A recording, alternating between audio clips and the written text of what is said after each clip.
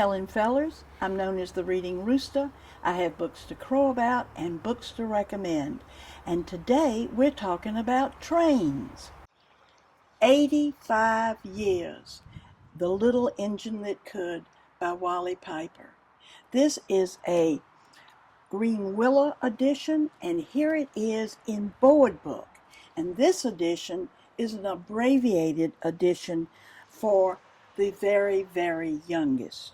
Train books are so popular, and here's one that has been going on 37 years, and it won. It's Freight Train by Donald Cruz. It's a Green Willow publication, and it won the Caldecott for Best Illustrated Book of the Year.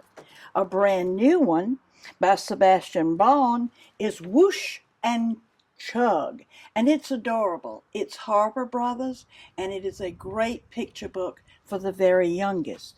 Now, for a much older reader and for the entire family, Simon & Schuster has done Locomotive by Brian Faulkner. It won both the Caldecott and it won the Robert Serby. Perfect book for the entire family. And I'd like to thank Roger Stroop, who's superintendent of the trains, who has invited us here to the museum.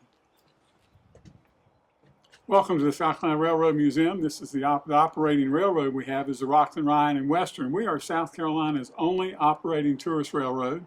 We operate every Saturday during the summer, running 2 trips, 5 miles down to Ryan, South Carolina and back.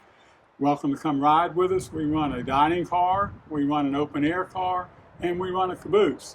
And the trip's about an hour and 15 minutes. We'd love to have you come visit, walk through some of our display trains and our museum gallery, and spend a morning or an afternoon with us. Keep reading.